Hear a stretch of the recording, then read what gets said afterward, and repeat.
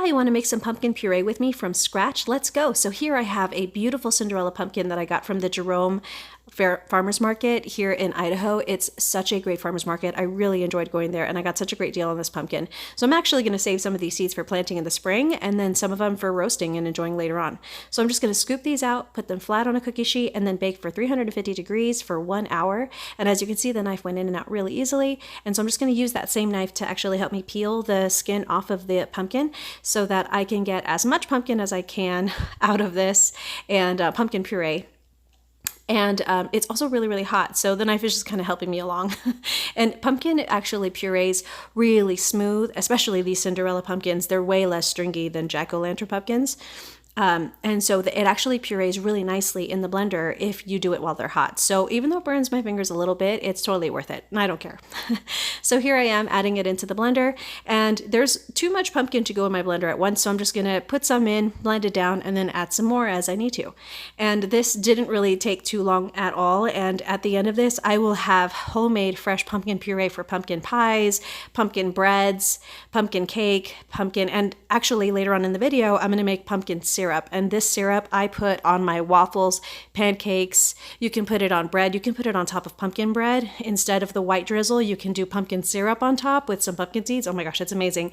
And my favorite way is actually to put it in my coffee. So at the end of the video, I'll actually show you how I do that. So here I have about 6 cups of pumpkin puree, and that's going to last me all season, I hope. So here I'm going to show you how to make the pumpkin syrup. And when it comes down to syrup, the basic recipe is equal parts sugar and water, and then you just add in the rest of the ingredients. So I'm really just going to eyeball this. If you want to do equal parts, like 1 cup of sugar, 1 cup of water, you go right ahead, sweetheart. I'm going to take my time and do this the old-fashioned way where you just measure with your heart. So here I am just letting the water and sugar simmer down while I add in some seasonings. So I'm going to add in some nutmeg, a little goes a long way. Also some allspice, a little goes a long way with that too. I'm going to add in some cinnamon. I'm going to add a lot of cinnamon. I love cinnamon. And then the next thing I'm going to add is ginger. And I absolutely love ginger. So as you see, I put some in and then I go, no, I want some more because, you know, I need more ginger in my life. It's so good. And some ground cloves. And just a little bit goes a long way. So I'm just going to let this cook down while I am scooping out some pumpkin.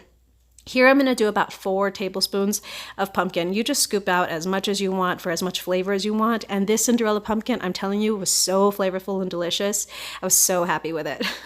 And as you can see, I still have so much puree, and that's just 1 of the cups. So for about 5 minutes, I'm going to stand over it, and I'm just going to let it simmer down and mix in and blend really well together with a rubber spatula. And I'm just going to, or silicone spatula. I don't know what it is. Now it's 5 minutes later, it's starting to bubble, and I'm going to bring out the wooden spoon. I'm going to do the wooden spoon testing. So you basically scrape the back of the wooden spoon, and if it's too watery, you can tell. And if it's really syrupy and thick, you can tell. So here I'm doing in 5-minute increments. This entire process took me about 18 minutes. You can see how thick it is there. That's when I know it's ready. It's actually globbing off the side of the spoon there. So that baby is ready, and I'm going to let it cool right on the stove. Then I'm going to take an old syrup bottle that I saved, and I'm just going to funnel it in, and I'm not going to let any of this go to waste. Look at that delicious syrup. It is so, so, so good.